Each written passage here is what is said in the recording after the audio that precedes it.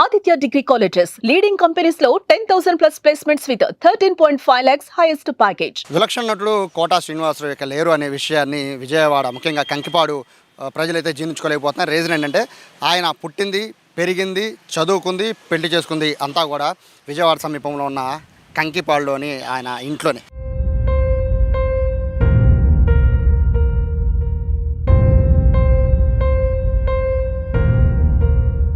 ప్రస్తుతం నేను ఆయన దగ్గర ఉన్నాను కంకిపాడులో. ప్రస్తుతం నా వెనకాల చూడొచ్చు, కంకిపాడులో కోటా శ్రీనివాసరావు పుట్టి పెరిగిన ఇల్లు ఇది. అయితే ఇంటికి కూడా ఆయన వాళ్ళ నాన్నగారు పేరు పెట్టుకున్నారు, కోటా సీతారామాంజనేయులు డాక్టర్. ఆయన పేరు పెట్టుకున్నారు. ఇక్కడ ఎవరిని అడిగినా కూడా, కంకిపాడులో ఎవరిని అడిగినా కూడా కోటా గురించి చాలా గొప్పగా చెప్తూ ఉంటారు. సో కోటా ఇల్లుని ఇప్పుడు చూద్దాం. బేసిక్గా ఇక్కడ ఇల్లు లేదు, ఎందుకంటే ఆయన పెళ్ళైన తర్వాత ఆయన ఇక్కడి నుంచి హైదరాబాద్ వెళ్ళిపోయారు. ఇక్కడ ఉన్న ఇంటిని, ఆయన పుట్టి పెరిగిన ఇంటిని, అలాగే అన్నదమ్ములు అందరూ కూడా ఇక్కడే పుట్టి పెరిగారు.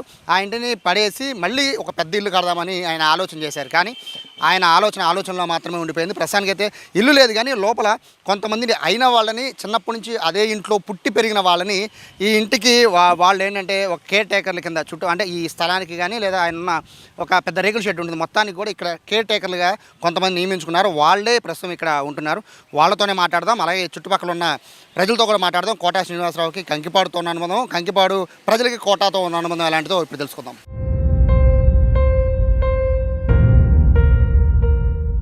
కోట లేరు, కోట పుట్టి పెరిగిన ఇల్లు కూడా ఇక్కడే లేదు, కానీ కోట జ్ఞాపకాలు మాత్రం కంకిపాడులో చాలా ఉన్నాయి. ప్రస్తుతం ఆ ఇంటి దగ్గర, పుట్టి పెరిగిన ఇంటి దగ్గర ఉన్నాను.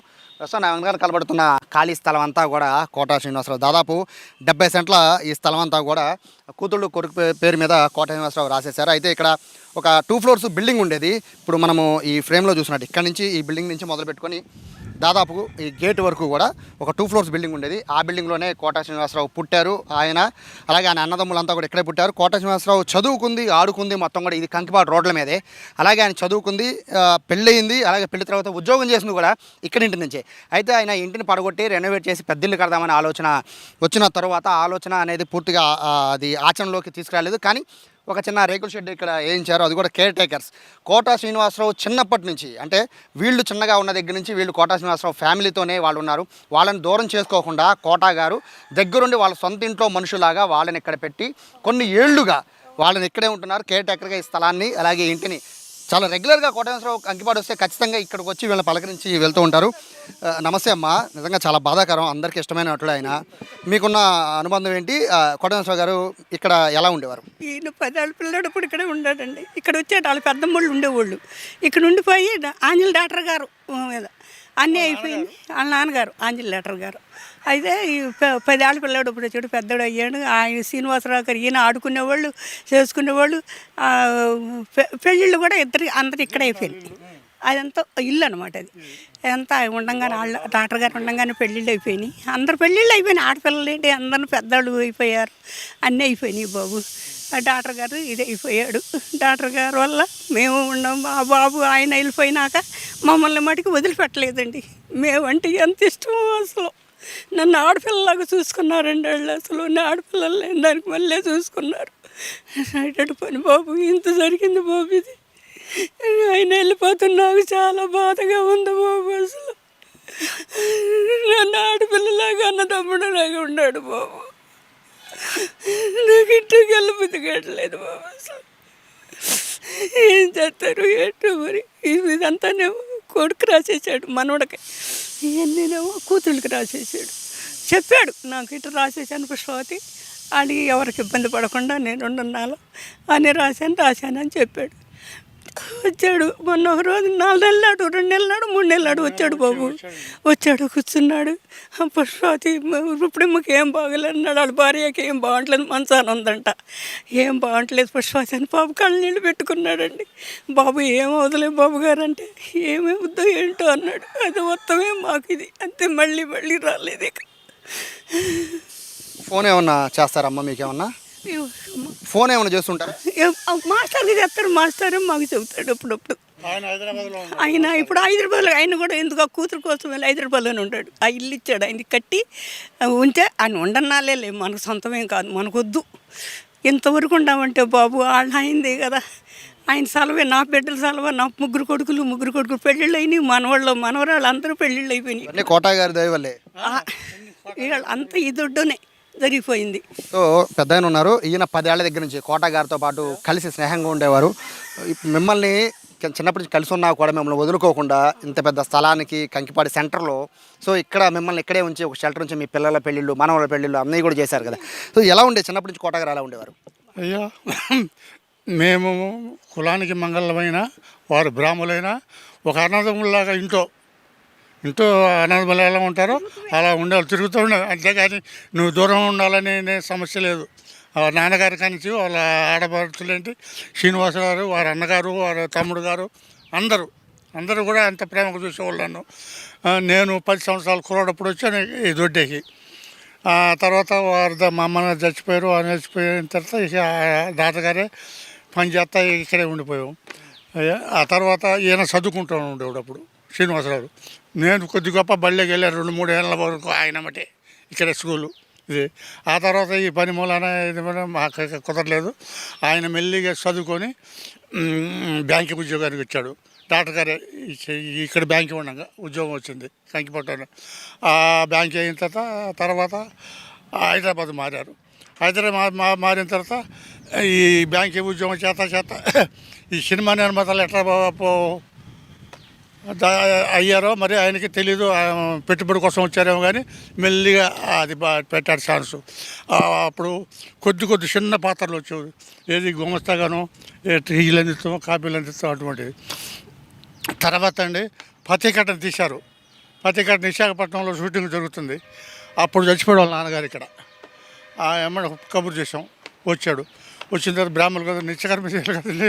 అప్పుడే మరి సౌరకర్మ చేయాల్సి వచ్చింది. అక్కడే ఎదురుగానే ఆ సౌరకర్మ చేసి నేనే చేసిన తర్వాత మళ్ళీ అక్కడి నుంచి డైరెక్టర్ కృష్ణ గారు ఫోన్ చేశారు. షూటింగ్ రాములు మరి ఎమ్మటే వెళ్ళిపోయి ఇక మేకప్ లేకుండా ఈ సౌర దాంతోనే బోడుగుండుతోనే గుడిసెల కాసాయని పేరు పెట్టి వదిలేశారు.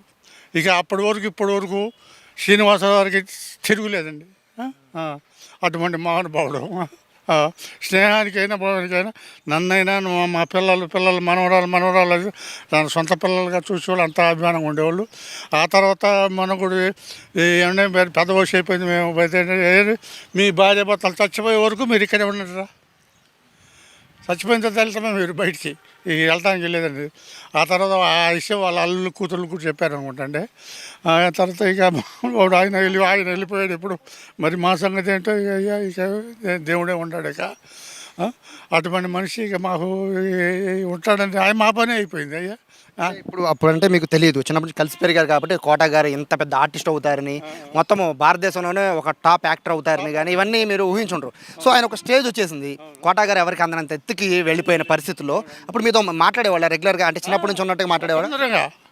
వచ్చి దగ్గరికి వచ్చి ఎరా చంద్రాడు బాగున్నావా అన్నాడు. ఏం బాబు కళ్ళు సరిగ్గా కనపడతలేదు, నాకు సరిగ్గా కనపడతలేదు, పెద్ద వయసు వచ్చిందా తట్టా పడుతురా అన్నాడు. నీకు ఎన్ని సంవత్సరాలు అనేవాడు. నాకు 82 సంవత్సరాలు అన్నాడు. అయితే నాకన్నా 2 ఏళ్ళు పెద్దోడు, నువ్వు నాకు 80 సంవత్సరాలు అనేవాడు. ఇక్కడే కూర్చొని అడిగేవాడు. స్వతంత్రంగా అంటే దూరంగా కాదు, ఒరేని కూడా అనేవాడు. చంద్రాయుడు అనేవాడు ఆయన పేరు. పుష్పవతి బాగుందా? బాగున్నాడు అయ్యా. అంత సోషల్గా వాళ్ళ తమ్ముడు శంకర్రావు కూడా, ఆయన కూడా చక్కగా పలకరించాడు. చంద్రాయుడు అని వాళ్ళ అన్నగారు చచ్చిపోయాడు. నరసింహరావు ఇప్పుడు చచ్చిపోయాడు. ఆయన ఇల్లు ఆబదారు ఆ రోడ్డు. ఈ శ్రీనివాసరావు మొన్నటి వరకు కూడా నన్ను అంత అభిమానంగా చూశాడండి. ఇక దేవుడు దేవాబాయ్. ఇప్పుడు అంత పెద్ద యాక్టర్ కదండి, చుట్టుపక్కల వాళ్ళు ఆయన బేసిక్గా ఆయన అపాయింట్మెంట్ కోసమే నిర్మాతలు ఎదురు చూసిన పరిస్థితి ఒక టైంలో.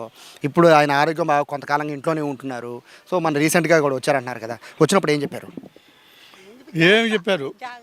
జాగ్రత్త అని చెప్తాను. అయితే కాకపోతే ఈ దొడ్డంతా అయ్యా ఇద్దరికేమో కూతుర్లకేమో ఇటు రాశాను, మనవాళ్ళకేమో చచ్చిపోయిన కొడుకులకి అటు రాశాను అని ఆ విషయమే చెప్పాడు. కానీ తర్వాత ఇక వాళ్ళ ఇంటి విషయాలు పెద్దగా చెప్తాడండి. ఏదైనా బయటికి విషయం మటుకు చెప్తాడు, ఇది చేశాను అది ఎట్లా చేశాను అని. వాళ్ళకు రాశానరా వీళ్ళకి రాశానరా సమస్య లేదు చెప్పాడు. వచ్చిన తర్వాత కూడా చెప్పాడు. ఇక ఆయన ఎక్కువగా సోషల్గా ఆ బ్రాహ్మణులు కదండి, ప్రకాశ్ మాస్టర్ ఆయన చదువుకున్నాడు బాగా. ఆయనతో డీలింగ్స్గా మాట్లాడతాం. మనతో ఏదో మోటుగా ఊనే 1 మాట 2 మాటలు ఉండండి అంటే మాట్లాడినా మిమ్మల్ని ఇంత దగ్గర తీసుకోవడం గొప్ప కదా. అదే అండి అయ్యో మన ఆ స్వయానం అన్నదమ్ముళ్ళలాగానే దగ్గరికి తీసుకొని మాట్లాడేవాడు. అంతేగాని తేడాగా నువ్వు ఎందుకని తేడాగా చూసేవాడు కాదు. అంత మౌనపడండి ఆయన. మరి ఇక నేను ఏం చేయాలి, అంతకన్నా అంత నేను ఆయన గురించి చెప్పదలుచుకుని నాకేమో మాటలు రావట్లా. సో ఇది చిన్న విషయం కాదు. చిన్నప్పుడు అంటే 10 ఏళ్ల దగ్గర నుంచి, ఈయన వయసు 10 ఏళ్ల దగ్గర నుంచి అంటే 82 సంవత్సరాలు అంటే 12 ఏళ్ల వయసు దగ్గర నుంచి కోటా శ్రీనివాసరావుతో కలిసి ఉన్న ఈయన్ని దూరం పెట్టకుండా చిన్ననాటి స్నేహితుడిగా భావించి, బంధువుగా భావించి ఇదే ఇంట్లో ఉంచారు. ఇక్కడ ఉన్న ఆస్తులు పంపకాలు చేసినా కూడా వాళ్ళ పిల్లలకు కూడా చెప్పి ఇక్కడి నుంచి వీళ్ళు వెళ్ళరు, వీళ్ళు చనిపోయేంత వరకు వీళ్ళు ఇక్కడే ఉంటారని చెప్పారంటే నిజంగా కోట గొప్పతనం తెలుసుకోవచ్చు. బేసిక్గా చాలా ప్రైమ్ ఏరియా కంకిపాడులో. అటువంటి ప్రాంతంలో వీళ్ళకి ఫ్యామిలీకి అవకాశం ఇవ్వడే కాదు, వీళ్ళ పెళ్ళిళ్ళు, వీళ్ళ కూతుళ్ళు కొడుకుల పెళ్ళిళ్ళు, మనవాళ్ళ పెళ్ళిళ్ళు అన్నిటికీ కూడా కోట గారు ఇదే ప్లేస్లో నుంచి వచ్చి వాళ్ళ సహకారం అందించడం, ఇదే ప్లేస్లో కోటగారి పెళ్ళిళ్ళు అలాగే వాళ్ళ పిల్లల పెళ్ళిళ్ళు అన్నీ కూడా ఇదే ప్లేస్లో అవడం, ఇవన్నీ చూస్తుంటే ఈ స్థలానికి కోట శ్రీనివాసరావు గారికి చాలా అవినాభావ సంబంధం అయితే ఉంది. ఆయన గతంలో 2-3 నెలల క్రితం వచ్చినప్పుడుగా కూడా దీని గురించి మాట్లాడినట్టుగా కూడా చెప్తున్నారు. ఇక్కడ కోట శ్రీనివాసరావు వస్తే ఖచ్చితంగా అందరూ బాగోగుల గురించి అడుగుతూ ఉంటారు. అలాగే ఎవరికైనా ఏదైనా సహాయం కావాలన్నా కూడా కోటకి సహాయం చేసే గుణం ఉందని కూడా చెప్తున్న నేపథ్యంలో ప్రస్తుతం అయితే కంకిపాడు మొత్తం కూడా విషాదంతో మునిగిపోయిందని చెప్పుకోవచ్చు. ఎందుకంటే ఇక్కడ కోట శ్రీనివాసరావు అనుబంధం 1 కాదు 2 కాదు. ఆయన సినిమాల్లోకి వెళ్ళి ఆయన టాప్ యాక్టర్ అయినా కూడా ఈ కంకిపాడుని అయితే వదిలిపెట్టలేదు. రెగ్యులర్గా కంకిపాడుకు వస్తూ ఉండేవాళ్ళు. ఇక్కడ ఉన్న ఫ్రెండ్స్తో, చిన్ననాటి ఫ్రెండ్స్తో, అలాగే ఆయనతో పాటు చదువుకున్న వాళ్ళతో, అలాగే ఫ్యామిలీ మెంబర్స్తో, చుట్టుపక్కల వాళ్ళతో చాలా ఆప్యాయతగా అనురాగంగా మాట్లాడేవాళ్ళు. హైదరాబాద్ వీళ్ళు వచ్చినా కూడా అదేవిధంగా చూసేవారని చెప్పి గతంలో చాలా ఇంటర్వ్యూల్లో కూడా కోట గారు కూడా చెప్పిన సంగతి తెలిసింది. ప్రస్తుతానికి అయితే కోట గారు లేని విషయం, కోట గారికి రారనే విషయం అయితే ఇక్కడ ఉన్న వాళ్ళు ఎవరు కూడా జీర్ణించుకోలేకపోతున్నారు. కెమెరా పర్సన్ కృష్ణతో సాయి, సుమన్ టీవీ, కంకిపాడు నుంచి.